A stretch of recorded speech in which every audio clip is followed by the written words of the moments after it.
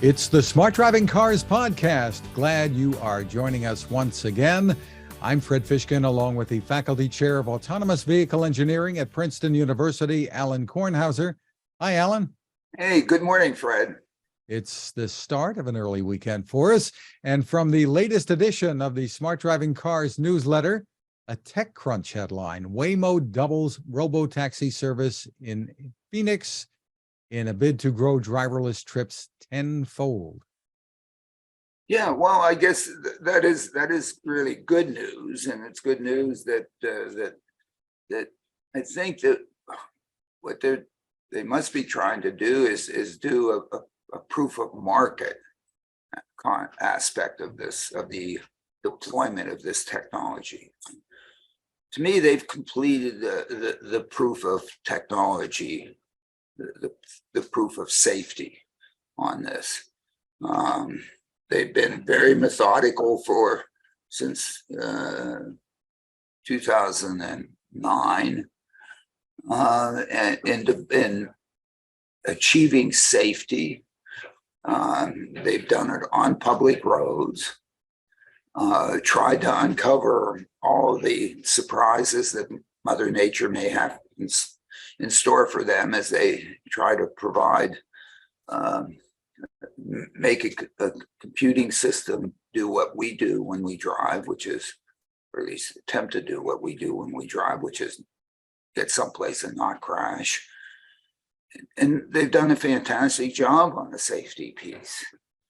Now, what the metrics are and so on is that basically they've achieved in an operational design domain that they have strict control as to the extent. They don't have the control as to the activities that are there, but that includes public roads where people come from and want to go to, and have demonstrated initially with an attendant on board that they could do it without disengagements, which means that the attendant didn't have to jump in and save the day, and didn't cheat, and did it. I guess we have to read so well, because the reality of what they done for that said, when they came to the table to make a decision, they had all of their internal people in there whose really careers depended on it, and they were, in a sense, betting the ranch. They were all in. Said, yes, we can pull the attendant, and this thing, from all our indication, is safe, and it's going to work. And it doesn't mean that it's never going to crash, or there's never going to be an incident or whatever like that, but the risk-reward trade-off that we as humans, individuals, live entities make in every decision that we make during the day, whether it's to pick up this cup and have a sip of coffee to I'm going to Mars, make the risk-reward trade-off. There are no guarantees except death and taxes, as it is said. Okay. Everything's a risk. The question is, what's the reward? And how do those two things balance out? And they must have, because we know what their decision process was. So they must have come together at that table and said, look, we've rolled up our sleeves. We've done the hard work. We've been honest with each other. We haven't cheated. We think this is good enough to go out there and do good, so that the reward was greater than the risk. Maybe substantially, whatever. I mean, it really only has to be just a little bit. And you'd hate to be like this, but you might even do it if it's like that. But because each is an expectation, a probability that something's might or might not happen in the future.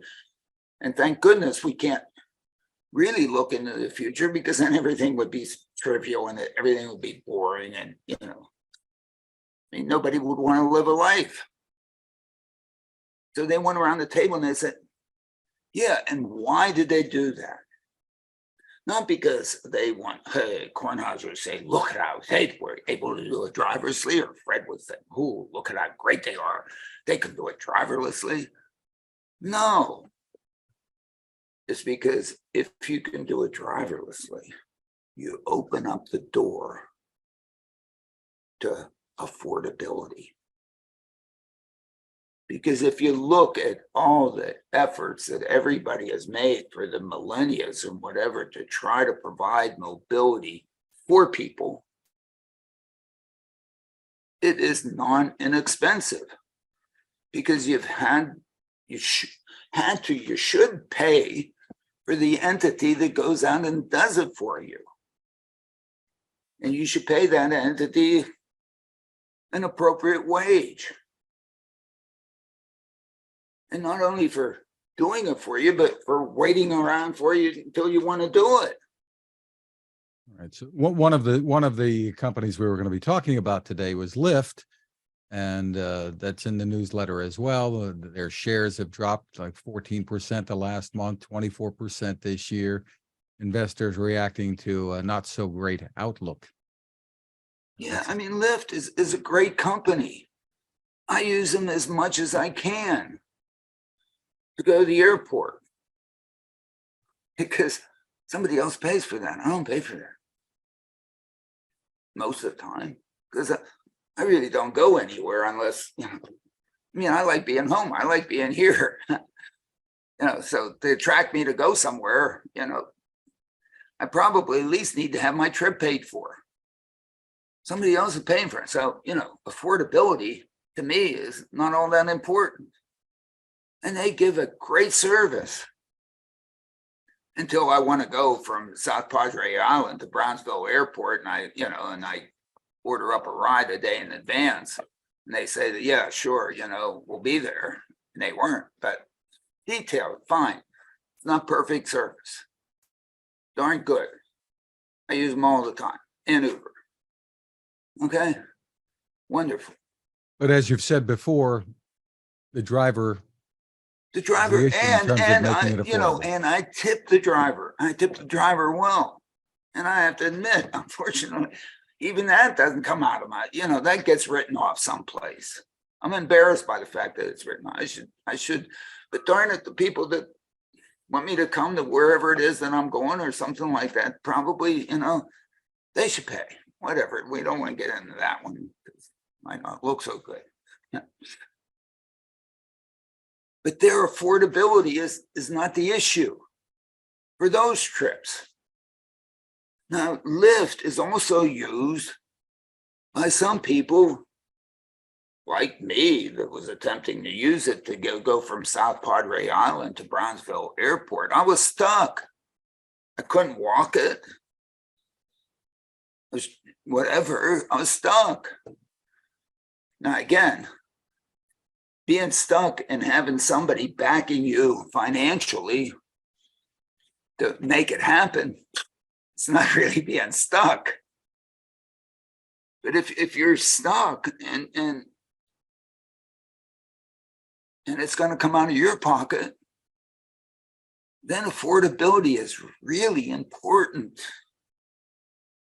And now it depends on how badly do I have to go. And if it's mission critical, then I don't know, I'll work overtime. I'll get a second job. I'll rob a bank. I don't know, I'll come up with the money because it's mission critical. So their affordability is, so if it was a lot cheaper, I wouldn't have to rob as many banks. And that's the market opportunity that has opened up to Waymo, because they can do it without a driver, at least in some places. So to me, what they should be looking for, and maybe doubling the size of their operational design domain in Phoenix, all of a sudden puts into their total addressable market people to whom affordability makes a difference. Right. And that would be great. But Right. I want to stay on this. I'm sorry that I might ask, well, why wasn't that part of your original market? But fine. If it is, great.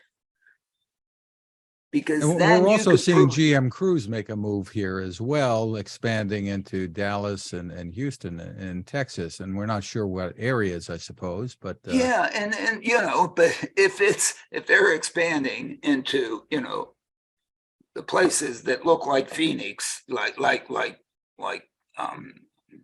Chandler, which is a very nice community, lots of people on cars. But I think there, if you want to do a proof of market, trying to compete with a car,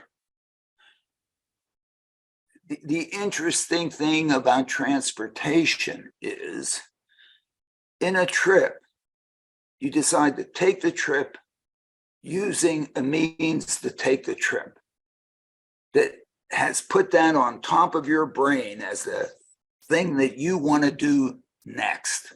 Number one. Otherwise, you'd be doing something else, going somewhere else, or just staying at home.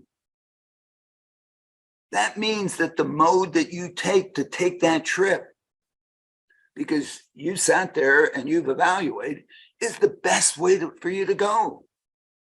Not the fifth best, not the third best, not even the second best. It's best. So if Waymo or any of these companies want to do a proof of market, they have to find a market where the entities that want to travel in that market that they can serve in that operational design domain are likely to choose them as number one from their perspective. Not from your perspective, not from my perspective, but from their perspective. If they're sitting there with who knows how many cars in the driveway, do you know how tough it's going to be? And if affordability really doesn't matter, do you know how tough it's going to be for you to be number one? You think you're just by being as safe or safer, you're going to convince them? They don't think they're unsafe using their probability is 10 to the minus whatever. as you've said before, people are willing to try it, but it's for a selfie or whatever, and then that's that. So how do you pop to the top? Ooh, you'll get to take a selfie. Ooh, that has, you know, to me, that there was infinite value to me to go to Boca Chica and have my butt appear in the New York Times at the launch. Okay, I didn't know that was going to happen. I didn't plan for that to happen. Do you know how much value I got out of that? If I had expectation, there would have been no doubt that I would go, even though it was close. Now, a second time, who cares? So yeah, it'll be one, but it'll be one and done. And the last thing you want if you're doing a business is to get customers that are one and done. Because it's cost you money to acquire that customer. And if they're one and done, you have to now spend money to get the next one, to replace that one. You need another one to replace that one and another one to be able to grow. Because all this is supposed to be scale. Boom. So in a sense, you don't want to acquire one and doneer. You want to acquire someone who, geez, you've improved their lives from their perspective. They're kissing your feet and they want to use you more and more. So if you really want to, if you're struggling to do a proof of market, which these companies are, And boy, my goodness, instead of just doing it at a place where it might be easy technologically, you better look at places where it might be easy from a decision market competition point of view, where you're likely to be number one against whatever it is that they have as their opportunity. The elevator, enormously successful. Where? In tall buildings. Why? Because it's almost trivial for them to be number one when the competition are the stairs. Everybody takes it. Okay? So they basically have to go look for a place to operate where where the competition is likely to be stairs. It's not that they're not really great, they are. But they're not as good as Uber Lyft. They're not as good as a limousine driver. They're not as good as a chauffeur. They're not even as good as me giving you a ride.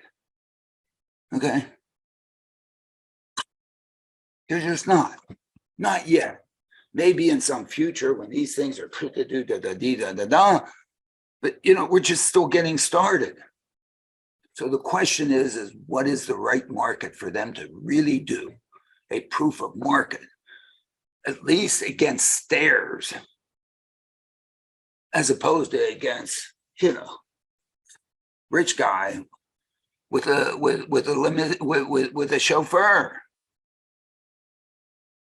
And hey, if expanding this area of the operational design domain in Phoenix does that for them, great. I sure hope it goes across the place where there's an Indian reservation. Likely there's some people that whose opportunities for mobility basically are stairs, maybe. If they do that, they're likely to provide real value to that community. Okay, if they don't, oh my goodness, we have visitors. Oh, hold on. Anyway, we've been interrupted by the neighbor's dogs. This is a great neighborhood. They're welcome to join in. I'm on a podcast here. You've ruined my podcast. Oh wait, hey, Fred. I mean, this is the neighbors. I mean, look at that. Hi there. Look, we brought our pet possum. Oh, and breastfeeding this. She is. It's not me. I have many talents. Thank you very much. Wow. We miss you, Fred. Our podcast, Fred. Look at that. She's a cutie. We thought we'd give average. Oh my God, you're too funny. All right, back to work. Luckily, we're not live and we can edit this. Oh God, yeah.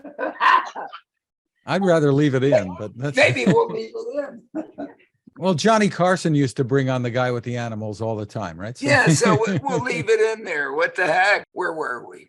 No, but I guess that's a long harangue on. Now's the time. We've proven technologically that this can work. Now we have to prove that we have to do a proof of market, that in fact some people, sufficient number of people, will then select this as the way to go and dish out the right amount of money such that these entities can make a profit. Okay? To me, that's otherwise, what are we doing? Something else that the government has to support and understand, and it has the opportunity to do it. Why? Because the level of service is really darn good. The flexibility you get out of this is really darn good.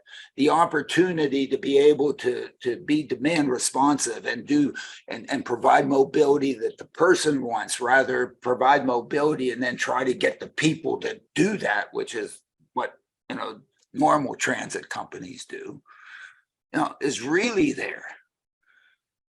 And maybe they can do it, in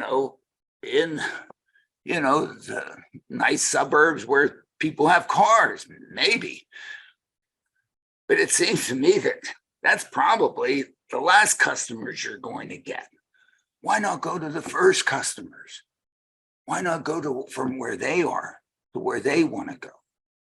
And of course, all I'm doing is preaching, where we're coming from.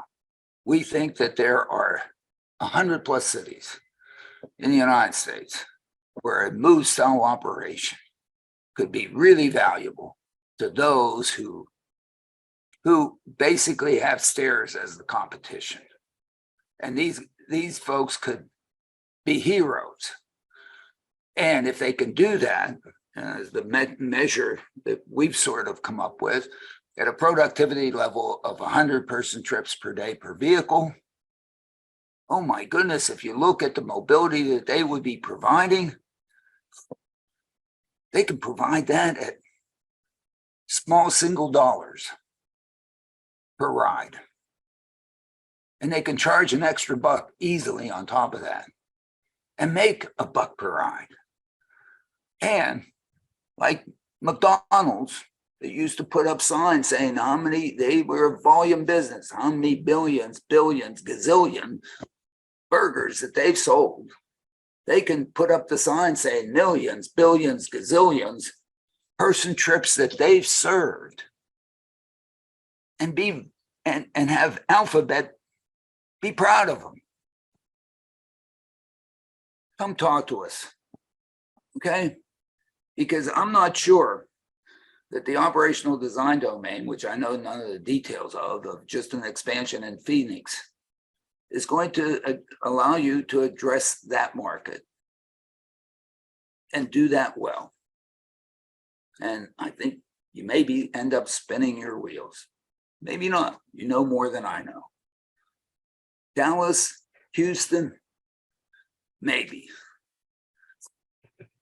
I mean, there's a demonstration in Arlington that if you look at the numbers from that demonstration,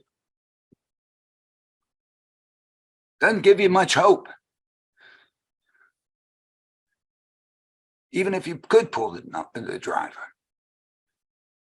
But in our looking at the places in New Jersey, in Florida, in Ohio, in New York, in Indiana, in Arkansas, I don't know. There are places, but you have to target it. And then if you do that, and with those victories, then you get a chance to stay alive a little bit longer to continue to improve so that you can then maybe convince the people that have who knows how many cars in their garage that, yeah, you're the best way for me to go. I'll use you. Here, I'll pay you. Gladly. That's what a proof to market does.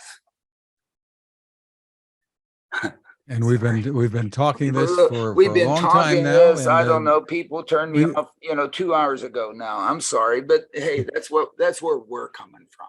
Other people could be coming from somewhere else. Hey, look, you'll get to take a selfie. Moving on in the newsletter, Alan, at Nuro, which has been in the autonomous delivery business, The Verge reports there are more layoffs planned. They're pausing commercial operations, pivoting to, quote, research and development. Again, they've done the proof of technology. They need to do the proof of market. And if you're going to deliver groceries, who's likely to have the best opportunity to get their groceries be stairs, so they could be as virtuous as elevators are in tall buildings. Not only virtuous, elevators, not only virtuous, without them, there wouldn't be tall buildings. So what supermarket exists in this world that wouldn't be there if it were not for Nuro? That's the market they need to find. That's the market that they wish they should go after. And if they're going after delivering groceries in rich, elegant suburbs that can even have the chauffeur go pick up the groceries, I don't know. And I don't know that that's necessarily where they're operating. But what they should be doing is looking, if they're really trying to do a proof of market, which they desperately need. Because again, if somebody isn't paying them for that service, it costs them money to put that out there, even if it doesn't have a driver. And so, you know, this is lemonade stand 101. This isn't advanced stuff. Along those lines, Alan, TuSimple, in the words of TechCrunch, is in shambles. They've gotten a delisting warning now. I don't know. I mean, unfortunately, at some point back a couple of years or whatever, you know, TuSimple had a demonstration of driverless operation on a freeway and showing that they could do it driverlessly, you know, under normal circumstances on a freeway. And I don't know, I guess it seemed to me that much of it was smoke and mirrors, and I got turned off. And you know, I no comment. Consumer Reports senior transportation and energy policy analyst Chris Harto has a posting with the headline, "Can the grid handle EVs? Yes." I had a chance to interview Chris for my Text to Nation report. Show a little clip here. You know, the infrastructure is being built out, and it'll, you know, as more EVs hit the road, more infrastructure will get built.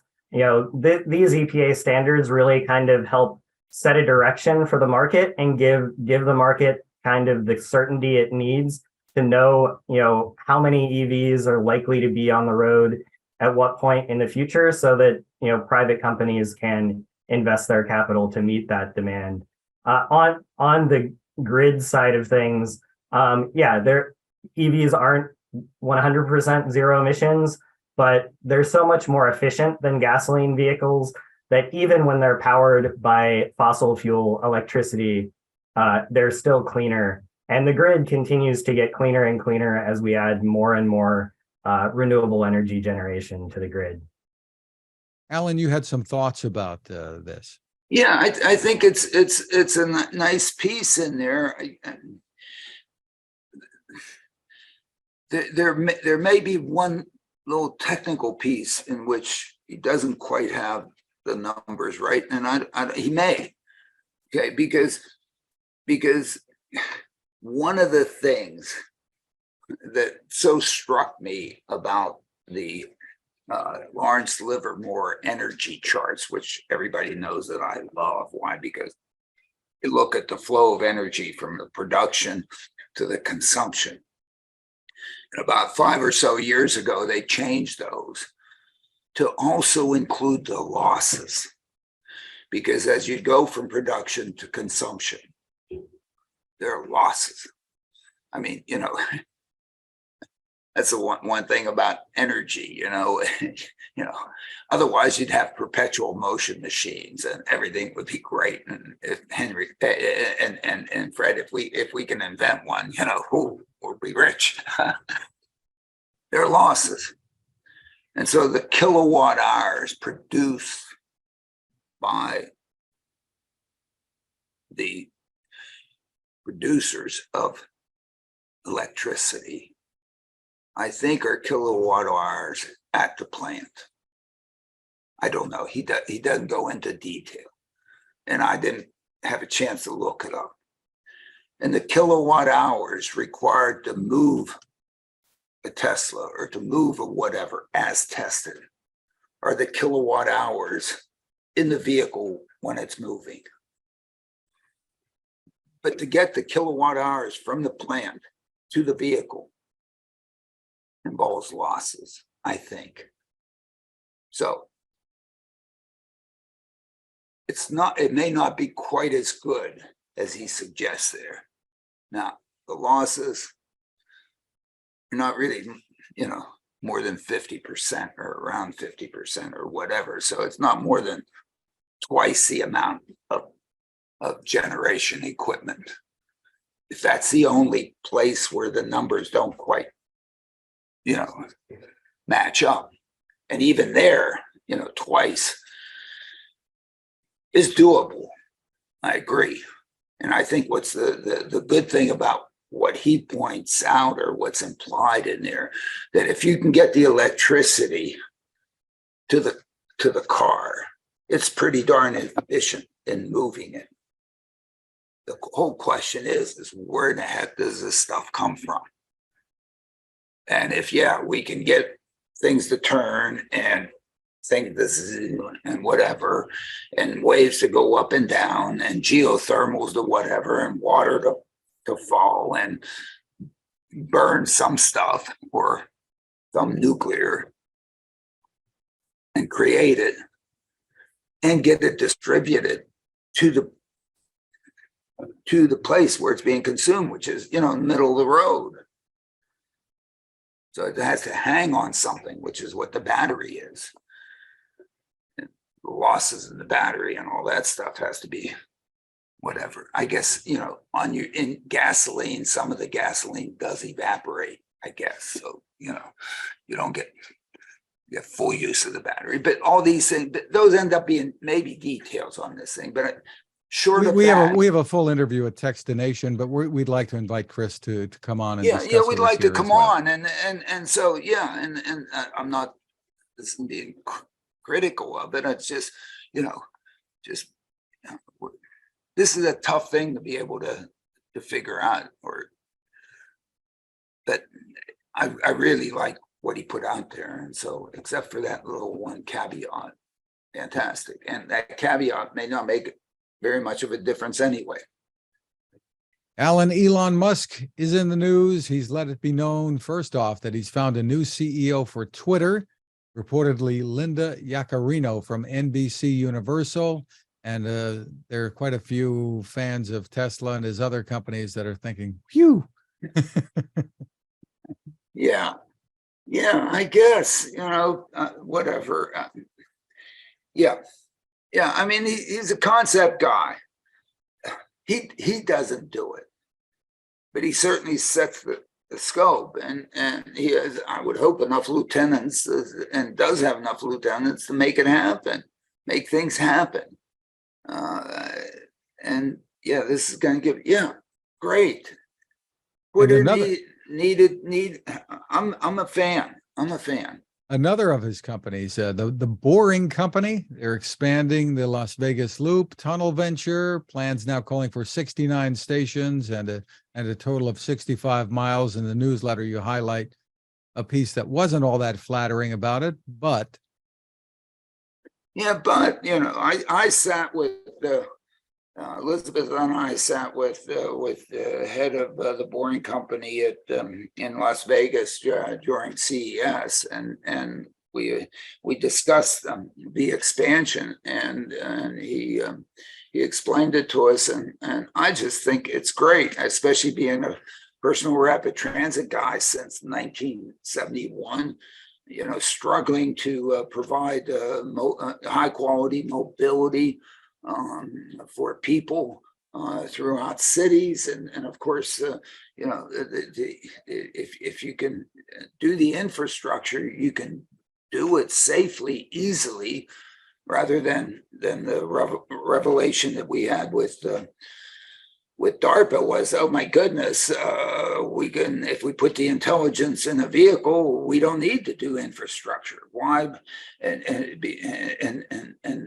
And what's great about that is that the money that you have to, not only the money that you have to spend to do the infrastructure, but the town meetings to do the infrastructure, it's debilitating. It's long and hard and slogging. Spent 40 years trying to do that, and we were thinking of putting the infrastructure in the air as opposed to underground. Why? Because it's expensive. But apparently, in the appropriate operational design domain location, it may not be infinitely expensive. And apparently the Boring Company has ways to do this, to do it underground.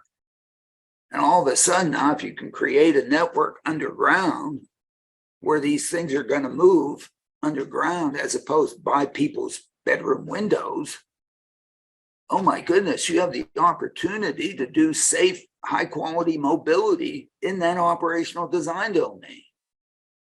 And, driverlessly, absolutely, because there are no children playing in the tunnels.